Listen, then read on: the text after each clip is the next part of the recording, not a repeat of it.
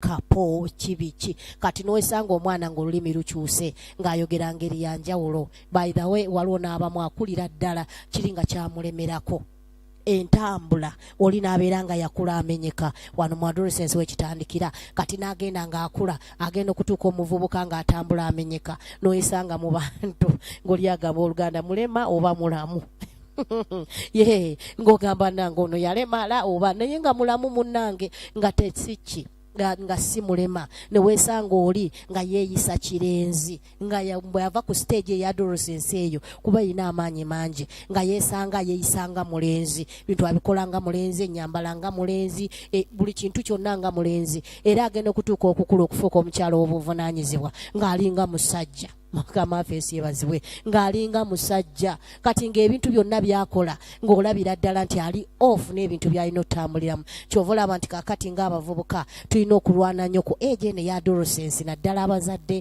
oba bagadiyani oba ggwe atadde amaaso ku mwana oyo ng'avaayo atandise okuvaayo akula atandise okuvaayo okubeera ng'ategeerekeka. Wano bagamba nti atandise otegeerekeka okitegeera ddaani atandise otegeerekeka awo atandise eriiso livuddeyo kati atandise odisiiga akuuta ku kigere kati takyatamala gatambula ebituli abiraba kati ku ngoye ne bwomuga yambala olwo mami ompadde olugoye olw'ekituli nze sijja kulwambala ne bwomugamba nti kolaba oti alabira ddala nti egi alina waakola ki waayingira kati omwana ono omuwala n'omulenzi egi ya adolescence tulina okuyimirira nnyo okulaba nga tugirwanako okubeera omwana ng'ayambibwa kubeera ng'ataasibwa okuba ng'alina kyagenda okubeera mu maaso. Tugambye nti kuliko empisa entuula endya n'ennyambala kati bino byonna biri mu buwangwa n'ennono kyetubadde twogerako nti abantu tetulina kudinaayinga baana oba kudinaayinga mu mwana oyo ng'akula egi ye n'omukweka n'omuyigiriza ekintu ekirala kati tugenda kwogerako ne ku masomero. Mwana oyo kubanga aba akyasoma omwana oyo akyali ku ssomero asoma omwana oyo ogenda kumuyigiriza otya ogenda kumukwata otya essomero lyasomero lyo liri litya okitegeera kubanga twetaaga omwana ono okuyiga empisa zaffe twagala ayiga empisa eneeyisa si ya western culture. Ye lwaki bagiyita western culture kubanga ate waliyo ba westerna tubanga abagambye yaabwe.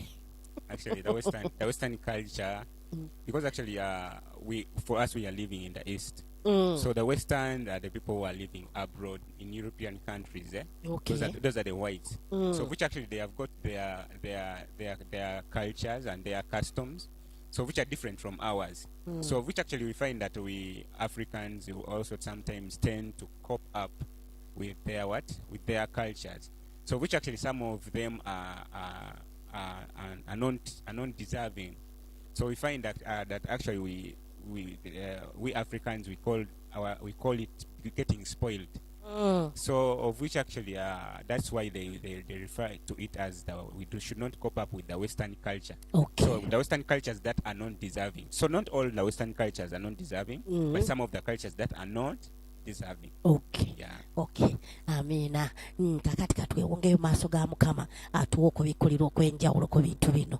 Taata Katonda weeri yatukwebaza olw'ekiseera kino nga twewongayo mu maaso go ayi Mukama jangu Yesu otuyigirize ate n'oyo ali mu kulaba ayagala okuyiga ebintu bino muwe ekisa n'omwoyo w'amagezi okuyiga asobole okubikwata. Tukwebaza omwoyo mutukuvu kubanga oli wamu naffe mu linnya ery'omwana Katonda omulamu.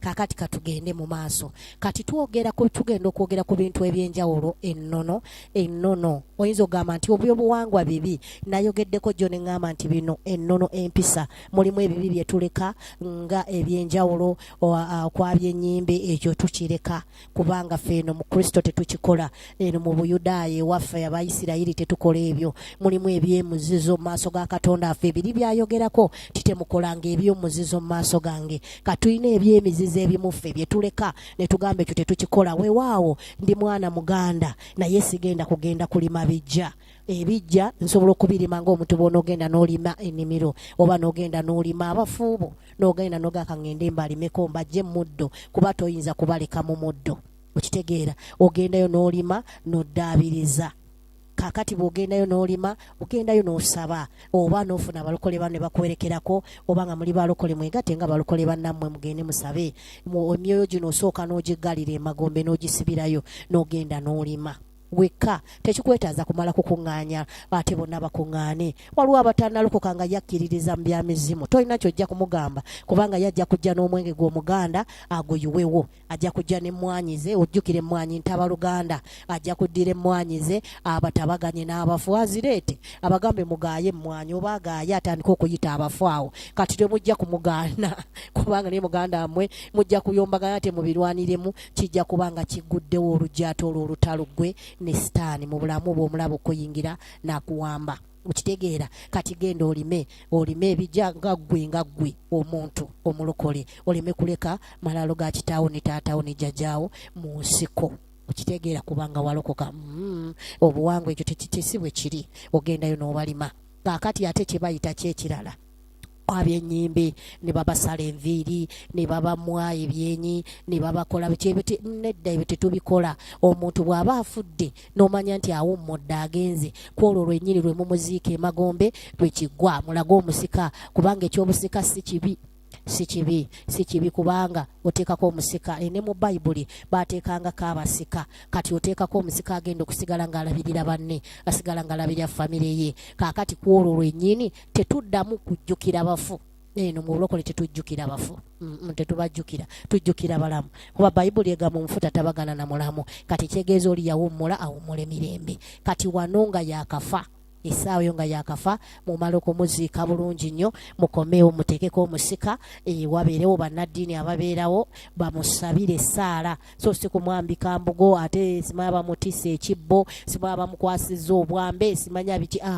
Feno mu bulokole tetubikola, biba bya muzizo. Tumusabira n'omulangayo ono yono n'omukwasa Bayibuli ye n'atandika okulabirira banne abaasise. Era eyo musika era n'eddaama, abalokole mukola eddaame. Bino byonna weebiri. Mu bulokole tukola eddaame, tulaama kubanga bw'otalaama abaana bo baleka nga tebalina kye balina. Bayibuli etugamba nti Ibulayimu yali Isaaka Isirayiri bwe yali agenda kufa n'aleka ng'alamidde abaana be, buli mwana yena n'amubuulira ate n'amusabira omukisa gwe. Ukitegeera kaakati munnange gwe naawe olina okulaama, sabira abaana bo omukisa, ebeera nabo. Tuli ku nnono n'obuwangwa. Yesu yeebazibwe. Twogedde ntugamba ku masomero. Kati gyenjogeddeko ebyo twogeddeko bye bitono ku by'obuwangwa ebitalina kukola kusamira kukola ki, ebyo byonna byebyo. Kati katweyongereyo mu kirala tugambye ku by'amasomero. Amasomero mulimu ebintu ebingi nnyo bye tuyiga ng'abaana.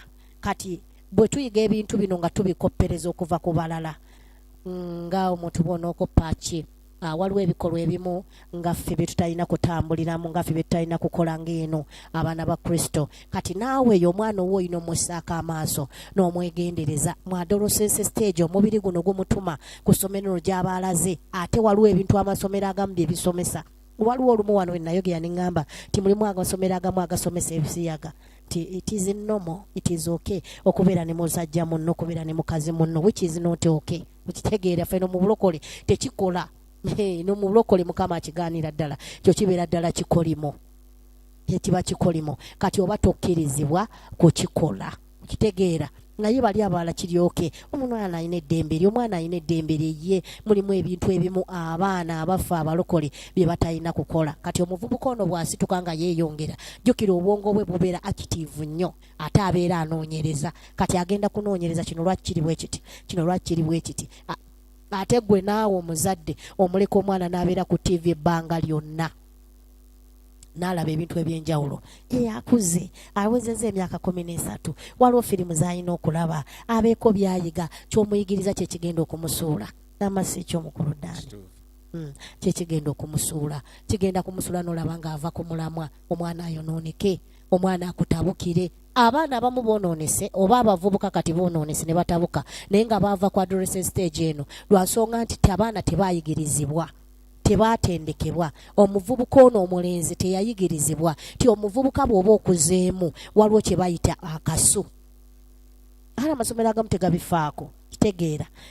Kati abamu omuzadde ayinza okugamba nti buy odorone, n'aguleka odorone kakwesiga mu nkwawa. Kati waliyo oli atamanyi odorone, bambi talina na ssente okugula ka deodorant. Muzeeyi akayita ka odorone.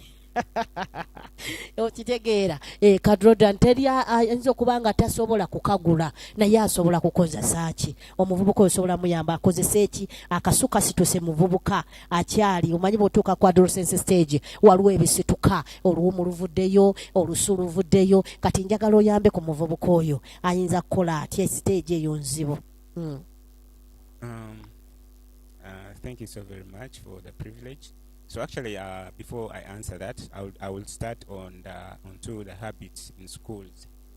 So initially, I said that they're Western cultures, and of which actually when we go into schools, they are mostly they are crews that are sensitizing these things. So we find that in schools, our children come out when they have learned these habits like homosexuality, because it is sensitized by the Western culture. So it is the inventory of funds into schools that creates these habits. So which actually we say that we should not cope up with these cultures, and actually in order to help our children, we should raise them with an attitude of fearing God. So which actually even if they go to school, they will not be able to interact with this with these habits when they come in. Praise the name of Jesus. So let us train our children that the result of indulging into these practices of homosexualities. So because actually for the Bible tells us that all the wages of sin is what? Is death. So actually when you indulge into the homosexuality, for sure you'll start getting diseases that you do not expect. Praise the name of Jesus. So which actually it is a creation of diseases, it is a curse towards God, it is an abomination towards our traditions, because our traditions also do not accept that. Praise the name of Jesus. Because actually our traditions were raised when when we were taught to enact with discipline. Praise the name of Jesus. But actually when we go to school, actually most especially when we find our children that we did not raise them with the fear of the Lord, so it will be so much easily that they will indulge themselves into these habits or sexual practices. So kanyongereko katono nnyo kanegateko kitegeeza nti kyogezaako okugamba nti abaana bano bw'abanga ava ewaka n'agenda ku ssomero aba yeetaaga okusooka okusomesa oba okuyigiriza ng'omuzadde. So actually that is what I'm saying, that for a Christian child, when he goes to school, we will go at least with this kind of attitude that in Christianity, all for those who belong to Christ, they do not indulge themselves in such kind of sexual practices. So when he gets there, actually, he will be the one to change the others, so not they to change him into the practice.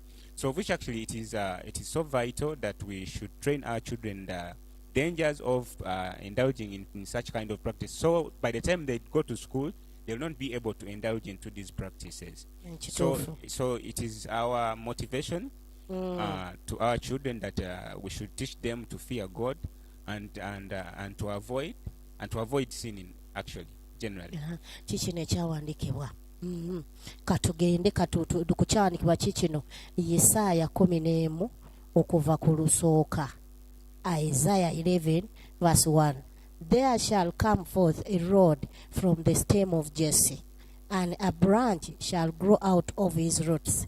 The Spirit of the Lord shall rest upon him, and the Spirit of wisdom and the understanding, the Spirit of counsel and the mighty, the Spirit of knowledge and no fear of the Lord. Bino byonna obiraba nga bwe biri. Omwana wo bw'oba omutendese, Bayibuli etugamba nti mu kikolo kya Yese bino byonna abyogera, naye mu kikolo kya Yese agamba nti muliva ensibukira. Kati ffenna tuyina ekikolo mwe tuva, naye omwana wo bw'obanga omwana oyo mulenzi oba omuwala ng'omuyigiriza kye bayita empisa n'ennono, mu kikolo kyo mugenda kuvaamu omuntu agenda okuba ow'amagezi nga Bayibuli bw'eyogera wano. Mugenda kuveeramu omuntu agenda okuwummulirwako omwoyo wa Mukama, era mwana oyo ajja kutuuka agye mu pulaani ya Katonda, eno enteekateeka ya Katonda gy'alina eri omuntu. Omwana oyo ajja kusobola okugyamu kwekyo Mukama kyamupulaaningidde ffene ng'ekkanisa kye tuteeka mu maaso, ti era agenda kutuulibwa n'omwoyo w'amagezi, era ateekeko omwoyo w'okumanya n'okutegeera n'okutya Katonda, kubanga mulimu ebintu ebimu mu masomero bye tukola naye ng'okutya Katonda temuli. nga temuli kutya Katonda. Tetugamba nti international schools oba West gundi mbi, international schools no, nungi nnyo kuba ziyigiriza abaana ebintu ebyenjawulo. Naye kati gwe omuzadde aba atutteyo omwana, erinnya lyo eriiso lyo lirina kuba open. Olina okuba ng'otunula nnyo, olina okuba ng'oli observative nnyo okunoonyereza biki omwana by'ayina, biki omwana byakwese. Kubanga eri ffe eno mu western culture, eno mu culture yaffe eya bulijjo bagiyita ngambe ntya mu nnono, obuwangwa n'ennono. Custom culture, is it? Culture or customs. Culture and customs. Okitegeera, ffe tulina engeri gye tuyigirizaamu omwana ne tumugamba nti omuntu tolyanga oyimiridde. Kitegeera, kati bo bali tebafaayo. Oba atudde oba tatudde nkasita abeera ng'alidde. Kitegeera, naye omwana alina okutuula wansi. Eri batuula ku dining, si kibi omwana okutuula ku dining, naye n'okutuula wansi kikulu, ayiga okuzingako amagulu bulungi. Kitegeera, eri bakuyigiriza oba otudde nga bw'oyagala, no problem, tewaliwo buzibu. Kitegeera, balina wano obupale obutegeera bupantizi bw'abawala bannankati nobugereko. Kitegeera, waliwo panti ebikka omwana akabina konna nebeera ng'ekambaza bulungi, ng'akabina kabaamu kano kajaamu mu kapanti ako konna ne kamukwate ne sayidi n'eno ne sayidi ne mu maaso bulungi n'abeera smart nga yina ali wamu kamuwumbyeko. Naye waliwo buno obulala omwana ng'ene mabega kaguwa kabikako mu maaso, kati naawe ng'ate naawe okamugulira. Kitegeera, mwana ono akantu kano gy'anaagenda okumuyitaayitako buli kiseera ku mubiri gwe kayina engeri gye kastimulating omubiri gwe n'atandika okwambala omwoyo omulala. Okitegeera, atandika okwambala omwoyo w'okwaka ng'akyali mwana, akyali muvubuka, atambula oyo omuvubuka age eyo, kubanga aba atuuse mu adolescence, buli ekikoona ku mubiri gwe gubeera sensitive nnyo. Kaakati obwo obuntu obwo abazadde abamu babugula n'agenda nabo puwa ku ssomero, kati n'alyoka akambala. Omwana eno akabina konna katambula kenyeenya, kati agenda tekamuwumbyeko. Kyova olaba nti ebiseera ebisinga obungi abaana abawala ab'ennaku zino watuuka n'ekiseera bagamba nti baliyita bugumu. Batugamba lastingeze kugambye waliwo senga wange na maama wange, sinasenga kuba nakula nnyo ne maama wange, kati nga maama atugamba nti omwana omuwala olina okwambala ekintu ekikubugomya n'omubiri ne gubeera wamu, era nga yatuyigiriza okwambala petikooti. Nyambala kapeti munda, bikkako obeere ng'obuguma, bikkako obeere ng'okola kinga obuguma, kikulu nnyo. Kakati ono omwana omulese ng'ali open, tomufaako, tomuteereddeko na buvunaanyizibwa, tafaayo. Kitegeera, kati bino bye tugezaako okubanga omutaddemu bye bintu ebyonoonera ddala obuwangwa. Eri ewaffe baatutungiranga ne peti, wakiri nga waliwo peti ziri ze twayambalanga nga zirimu oluguwa wakati. Omwana omulenzi tatambula bwereere, era bafuba okulanga bamufunirayo akapale munda akasookayo eri. Balina ekintu kye bagenda bayigiriza omuntu. Totuula ng'ositamye oti, tokola bw'oti. Kati bino byonna ennono n'omuwangwa bye bintu ebigezaako okuyigiriza omuntu. Kati abaana bano mu masomero nga bwe banga beeyongeddeyo nga bagenze baawo ng'akomyewo, tukubeerera omulimu okumuyigiriza. Kebera mu bintu by'omwana oyo. Waliyo banna abanywa omwenge, sekyoma kadde ye nga bagwetikka ne bagutwala. Omwana oyo omulaba omupaakingidde ebintu ng'agenda, naye tomanyi byatutte. Naye mu keesi eyo giraba gyapakidde, gikebere bulungi. Olumu ebiseera ebisinga eba nsale, agisala ne mugyamu ekituli, kati omwo mu kituli omwo mwasindika by'ayagala n'abisonsekamu ne bigwamu eri. Kati afuna babuyita butya buno obuwalagi bw'obuveera vodika ng'afuna ako ng'akayisaamu nga kayingira munda nga kagwayowa mu keesi omwo. Kati ogenda okukebera keesi gw'olaata obulaba naye amanyi gye buli. Kati abazadde tulina okuba nga tuli beegendereza. Enjaga abaana amasomero abamu babiyiga, naayiga omuze okuva ku munne. One time nabagamba nti ndibabuulira nze kyantuukako bwe nali nga nkyasoma ndi mu ssomero. Waliwo gurupu z'abavubuka ze twali twegasseemu kubanga age eno asika gurupu kubanga alaba level ya wansi takyagijaamu, yeegatta ku level eri ey'abaana abaawo abalina amagezi, yalaba bagezi bagezi bategeera nnyo. Okitegeera, kakati eyo age eyogera kola ebintu bingi nnyo. Kakati batuyingizaamu emize nga batugamba olina okuba nga weefaako, olina okufunayo boyfriend biki. Naye nze ebintu ebyo nalisookangako bityo okuva mu kusookera ddala. Okitegeera, naye ng'ate waliyo n'abazadde ababiyigiriza abaana. kati nno bano abaana abaali babiŋŋamba ewaabwe baali babibayigiriza nga babagambye nti otuuse mu teen stage olina okufunayo omuntu boyfriend ogwolifumbirwa mb'otambule naye in process ekyo wali okiwuliddeko ekyo Actually, bakulana do they call it courtship? simanyi bazadde bwe bakiyita abamuto ne bamugattako munne ne nga ye eimu ye tyono bw'anaatambula n'ono ajja kutuuka beewase beemanyiire beeyiga empisa bakole ki kubanga ye culture eno gye twogerako eya western culture bo beesemberera n'amanya mu famire ya gundi mwe mugenda okuva omulenzi agenda okuwasa omwana wange era omwana olukulakulamuuko amugamba nti it is okay to get a boyfriend kakati owe-12 oba owe-13 isooke kakati okiraba naawe nga kintu kyangiriza njawulo. Actually, for me, I think people who are to carry out courtship are the people who are out of adolescence stage. So that's when actually you will be able to be accepted to carry out the what? The courtship. Okitegeera kati bo bakikkiriza akyali muto. Baana balina okubeera ku associate nga bategeeragana abaana balina okuba nga bali close kyekivuddemu abaana bano okuyiga emizeezi enjawulo omwana wo naayiga ebintu ebitategeerekeka kyo tuva tugamba nti obuwangwa n'ennono kikulu eri gwe okubeera ng'okiteekako amaaso okubeera gwe ng'okigoberera okubeera gwe ng'olondoola omwana wo muyigirize empisa muyigirize ewammwe mweyisa mutya okitegeera mwe tebiriiyo eno nga bakusanga nga weeyogereza n'omulenzi nga tonnatuuka emiggo gy'ofuna kati nkugamba eri gye nnali ng'abaana baŋŋamba kirungi kubanga fenze maama wange yakiŋŋamba kiryoke kati nze ndaba ewaffe babitugaana okitegeera nga si birungi kyatuuka ekiseera ne batugamba nti tulina okugenda okulaba firimu ne bateekayo firimu mu romuzi zaabwe okitegeera kyenjogerako ekyo ne tugenda nga tulaba tugenda otutuukayo ng'omuvubuka yayonooneka dda alaga pornography ng'alaga ebintu eby'ensonyi eby'obusirusiru nga babiraga ku TV nga babiyigiriza abaana okubeera nga babiyiga kati kyatuuka ekiseera ne batandika okukyusa ne baswitchinga nga bayigiriza omuwala n'omuwala osobola n'okukikola okwematiza yitiza oke katugenda okuwulira nga lwo n'abakulu abamu ababituyigiriza ti omwana bw'olaba nga sisitimu ye esituse mu masomero sisitimu yo bw'owulira esituse osobola okwekwatako wekka ne weddaabiriza ekyo si kulya bisiyaga okitegeera okwo si kwematiza oddidde omwoyo gw'okwematiza okupakidde mu bwongo bw'omwana n'atuuka ekiseera ng'alowooza ekintu ekitategeerekeka mukama waffe yeebazibwe obwongo bwe ne butuuka ekiseera ng'alowooza pornography ng'alowooza ebyo byakwematiza omuzimu genda mukwata agenda kutandika okwonooneka ebitundu bye ebyekyama bigenda kwonooneka bigenda kufa okitegeera bigenda kufa era agenda kufuna obuzibu si kyo. Actually, I'll have to first go back to the question that you asked about the bad smell or that comes out of the boys.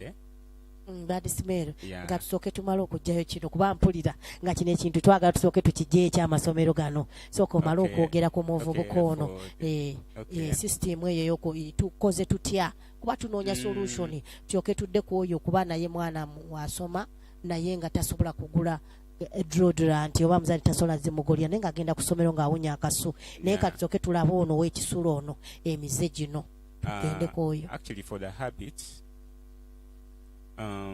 actually we as I initially said, because for the Bible has told us here that we should train up our child with the fear of the Lord, so that when they go to school they will not depart from this route. So when we rise up our children, we should teach them actually all the dangers of indulging in these sins, or in these evils, because actually we say that all the results of evil, it is what? It is death. All the wages of evil is death. So, of which actually what we need to do as the parents, we should teach our children all the dangers that result into these habits, and we teach them which kind of habits. So we've talked about homosexuality, we've talked about lust, we've talked about lesbianism and all that. So of which actually these habits are caused because our children are empty. Because an empty mind is the devil's workshop. Yes, of course. Yeah, an empty mind is the devil's workshop. So when we find when the devil, these demons come and find our children when they are empty, they are not sensitized, they are not taught about these things, so they are easily to cope up with with these habits. But actually, when they are raised up in Christian families, of which they are taught and are told the dangers, so which actually they will be having the knowledge about how to handle these things. So by the time they will come, they will be able to resist. Praise the name of Jesus. So I think what we have to do is to train up our children, so to avoid and to be so far away from these habits, so in order to be safe. Praise the name of Jesus. Amen. So without that, there is no any other alternative in order to help our children. Amen. Okitegeera tewaliiwo kirala okujjako okwogera nabo. Nkugambye twegatta kwabo abaana ekibiina kyali kinene nnyo, era natuuka ekiseera nga batuyigiriza ebintu ebyo, naye neebaza Katonda kuba nalimu entiisa. Kino kye nkugamba muzadde oba guardian, tojja vivi ku ttaka ku lw'oyo omwana, musabire. 2410 buli bokabirya Mukama muteekemu, beera ng'omusabira, kubanga abaana bakola ki? Abaana boonooneka. N'atuuka ekiseera omwana ng'akutabukidde n'afuuka muzibu nnyo, ebikolwa bye nga bizibu. Buli kiseera beera ng'omusabira, muteeke mu maaso ga Mukama. Bw'oba omuyigiriza ennyambala, mulage omugambe nti omuntu olina okwambala empale ekumalayo okwambala wenna akapale akakukwata bulungi. Omuntu olina okwambala kapetikooti munda, tuyambala lugoye lutangaala, kubanga bwino mu Kristo tekiriiyo. Omuntu yenna aba atambula akulaba, obanga ali obwereere obeera musezi. Nze mama affe yatugamba nga ogenda kuseera oli musezi, nawe bw'oba oyambadde olugoye akugamba nti oli musezi kubanga nkulaba oli bwereere. Otegeera kati obaayo system ng'abedde batugambanga totuula ku ssiga ojja kufuuka omukazi ng'oli musajja, naye nga bagamba nti bw'onootuula ku ssiga one time nga lyokya ligenda kukola ki? Kukwokya. Kati tulina okunoonya engeri yonna okulaba gye tufunamu abaana bano. Okitegeera gye tufunamu omuvubuka ono asobole okutambulira mu nnono ya Katonda. Era baatugambanga nedda tokola ki? Tokomba mu kinu. Kuba lumu mubeeramu enva ate amaluso gava mu kamwa bwe gatonnya mu kinu, nga bagamba nti tebakomba mu kinu, tebatuula ku ssiga, tebatuula ku ki, tebasala nviiri kiro. Bino byonna babissawo nga kimanye ojja kwesala, toera lujja kiro. Oyinza okulinnya ku bifumita, oyinza okwera ebintu ebiguddewo, ebintu ebyomugaso n'obyera te n'obitwala eri. Kirabika bubi nnyo omuntu emisana n'obaddewo te n'oyera ekiro oganyiza abantu olweyo. Kati ebyo byonna bagenda batuyigiriza ennono n'ebintu ebyenjawulo. Lwaki baali babireeta? Lwa nsonga nti baagala tuyige. Kati nawe ky'oba oyiga, tuyigiriza ennono n'obuwangwa eri abaana n'amasomero. Kyatuuka ekiseera ne tuyiga omwoyo guli ogw'okulya ebisiyaga ne gutandika okwagala okwambala obulamu bwange. Natuuka ekiseera nga bwe ntunuulira obulamu mannequin obw'oku kkubo nga njagala nnyo okulaba amabeere gaawo. Olaba omuze gye guva nga nyumirwa amabeere, ne ntandika ng'okwekwata ku mabeere agange nga nganyiga buli kiseera. Kati natuuka ekiseera nga bwe mba nyiga ku mabeere agange, nina engeri gye mpulira omubiri gwange nga gusitukamu. Kyali kireese omuze ogw'okwagala okutandika okwematiza. Olaba gye nkijja, navaayo nga sikiyina, lwakubanga nti maama wange teyabifangako ebintu ebimu nga takimanyi nti gyebiri. Abaana aboonoonefu gye bali. Kati omwana ono ng'akula, bw'ajja ng'omuyigiriza ng'omugamba kino ekyo tekirina kuba bwe kiti, tekirina kutambula bwe kiti, akula akimanyi nti ekyo sirina kukola ki? Sina kukikola. Kati entiisa ya Katonda yali munze, nalowooza nga neŋŋamba nange Katonda anandaba atya. Mama yatugamba buli lwokola ekitali kya bwa Katonda, eggulu liba litunuddeyo ti ne malayika aba akutunuulidde akanudde amaaso manene nnyo ng'akulaba. Kati nakirowooza nga bannange malayika akanudde amaaso manene andaba. Kya bulabe. Kati natuuka ekiseera ne nkivaako, ne ndaba nga nina okulwana okulaba nga nkivaamu. Naye nga wali abaana already bamaze okugenda obwongo bwabwe, ng'abalenzi bakikola nga n'abawala bagezaako okukikola. Bawala bannaabwe nga tebakyasula na mulumu zaabwe. Boolaba abaana nga batoloka ne bagenda ne basula eri ne bawala bannaabwe, ne basula ne balenzi bannaabwe, nga muze guli mu ssomero naye ng'essomero ly'amaanyi nnyo. Okitegeera. Kaakati kino Mukama mwebaza kuba yannyamba bwe nafuna ekkanisa ya Deliverance emutundwe ne babituyigiriza ewa Pastor Tom Mugerwa, ne ŋŋendayo ne batusomesa n'ensumulula omwoyo gwo ne guva ku bulamu bwange. Yesu yeebazibwe. Lwaki ebintu bino tubiyigiriza? Lwa nsonga nti bw'otafaayo ku bulamu bwo, era ekintu nnyo kyagenda nnyo mu maaso, omwoyo guno nga gujja gwajjanga ne guntawaanya nnyo ne bwe nnakula eno nga neeyongera, nga ndaba abantu abajja ne ndaba ebitundu byabwe eby'ekyama nga bankunamira. Natuuka ng'ekiseera ne ndaba ebisolo nga byegatta. natuuka ng'ekiseera nga waliwo ebisajja ebijja okunkozesa era okufumbirwa kwange kwali kuzibu nnyo kubanga newaffe mu famire waaliyo olutalo lw'obutafumbirwa kati lwegatta ne kino okitegeera naye ennono n'obuwangwa bwe batandika okuyigiriza ebintu ogenda okyuka n'okyuka kino tokikola kino tebakikola kino tebakikola tebalaba bintu bifaanagana bwe bityo ebiro byakyo nga tebinnaba toyina kukola kino toyina kukola kino weesanga ng'okoze eki ng'ogenza oteredde obulamu bwona olaba nga bugenda bukyuka nti ennyambala toyambala bw'oti teoyinza okwogera ku nnyambala. Yeah, I'm going to talk about dressing up, of which actually another cause of these habits, it is the dressing. So, of which actually we find that most of our children, or most of our girls, they have coped up with the Western cultures. So, they have coped up the style of dressing up, exposing their private parts. Yes. So you find that they are putting on a damage. It's putting on a very short panty, and goes out in people. So which actually that is exposing your privacy. Your privacy. So of which the result of that is lust. So it cannot only be effective to only you, but even to the people around you.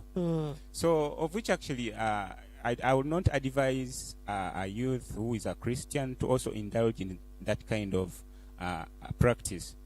So let us so much avoid into copying up those kind of styles. Yes. Because it is the style that is on the move. So even you find that even some Christians cope up with this kind of style. Yes. Yeah, that they put on dresses, all panties that are exposing their parts, putting on the G-strings, putting on such kind of which actually these are the root cause of this lust and the sensitization of bad habits like lesbianism, because actually for the Western cultures they invent these things for their own motives. Some of these actually they have adopted the habits of homosexuality, and they what? They invent the clothing that it is advertising such kind of habits. Yes. There's lesbianism. They put on clothes that are advertising what? Such kind of habits. So which actually where you cop up such kind of dressing, so which it comes with a kind of possession with it. Praise the name of Jesus. Yes. So which actually let us stay with our decent traditional dressing. Yes. So of which actually we should and a sweet woman or a sweet man should not expose his private parts. Your body out. Yeah. It is not good. That is not being sweet. So if you want to stay sweet, let you stay with decent dressing. So for a woman or a wife, you should expose your privacy to your husband. Only. Let it be a husband. You should expose your privacy to your only wife. Praise the name of Jesus. But if you expose your privacy to everyone, that means you're exposing immorality. Praise the name of Jesus. So what I would advise fellow youths, all parents, that we should try so much to teach our children, all try to rebuke our children about these kind of dressings, so that they can dress up well for a better what? For a better society, so that they can really be able to survive these dangers when they come to attack them. Yes. Thank you. Okitegeera Bible etugamba mu Zabbuli 11 olunyiri olwokusatu ti omusingi bwe gumenyeka omutuukirivu ogenda kukola otya. Omusingi guno ogw'omwana ono ali mu adolescence gumenyese, kati eno omutuukirivu ogenda mukola otya oyo ng'amaze okutabukira.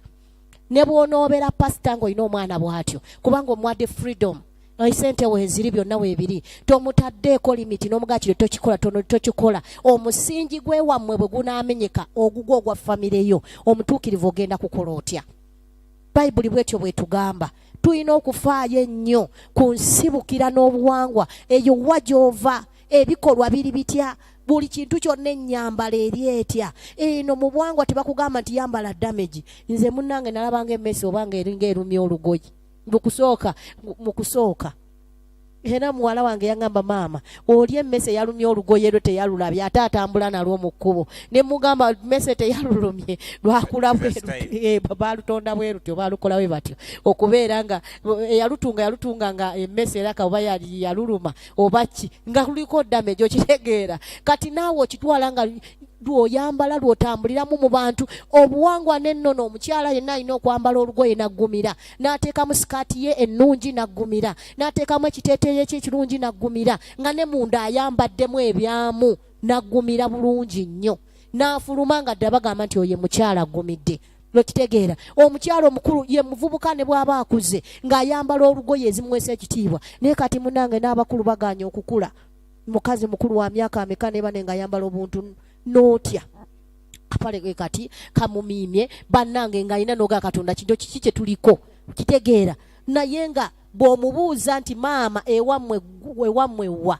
akugamba nzaalibwa Masaka munnamasaka gy'ava okitegeera naye nga bw'omutunuulira ku kkubo ng'atambula otya kabina konna kalinga kali wabweru yenna mubbagulu gonna alinga ali wabweru yenna ataddeko ekifuba kyonna amabeere gali bweru gabuukira bweru yenna omugongo guli wabweru embiriizi ziri n'otunuulira omukadde ng'obula omuyita jjajja ate n'omuyite jjajja buzibu tayagalira ddala ebyo ayagala oba omuyite muwala oba gaalo simanyi nakumanya kati bino ebintu bivaawa eno ku misingi gyaffe gye tufubutuka mwana mu adolescence emisingi gye kifiira kati tulina okulwana nnyo okulaba nga tulwana ku mwana ono ng'ogambye eti kamutwale mu ssomero kasita lya bbeeyi limala liri bwe liti lya bbeeyi yeebazibwe mukama kirungi nnyo kuba ne standard oyinza okuba nnungi kituufu naye omwana muteekeko amaaso omuvubuka oyo omuwala akuze avuddemu atandise okuzza omukono emabega muteekeko amaaso essaawa yonna olubuto alufuna yonna gy'ogamba nti oba ne bw'obanga omugambye kamujja omutwale wa ssengawe gy'abeera asomera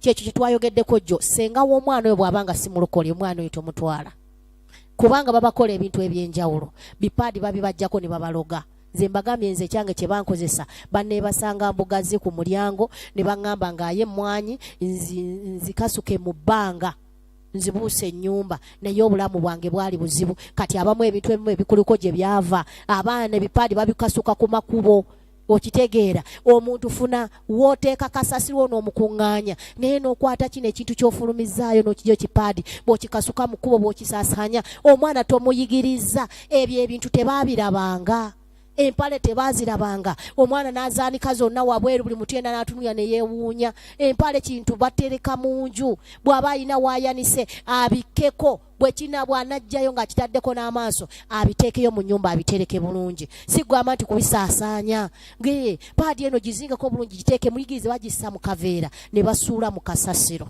okitegeera bulungi bw'oba osobola abamu bamanyi obyokya nga kisoboka okubyokya biteeke wantu ebisobola okwokyebwa naye si kubisaasaanya si muntu yenna nti yeetaaga okubiraba bajja kubaloga kitegeera obulamu bwe bukule nga bamuloze fyuca yonna ng'eyonoonese obulamu bw'omwana engeri gy'avaamu muvubuka ono saa zino zigenze naye njaga twogere ku muvubuka ono atandise okufulumya akasu omuvubuka atandise okufulumya akasu olina okubeera ng'oli mwegendereza nnyo naddala ng'omuwulidde bambi muyambi mufunire waliwo ebbombo likola nnyo ebbombo n'olikunya bulungi nnyo n'aliisa mu nkwawa muno ng'aliisa mu nkwawa and bathing well with soap yeah they should also be taught hygiene being taught total hygiene mu eji eyo muyigirize basala enviiri tebasiba nsibe omulenzi tasiba nviiri mu buwangwa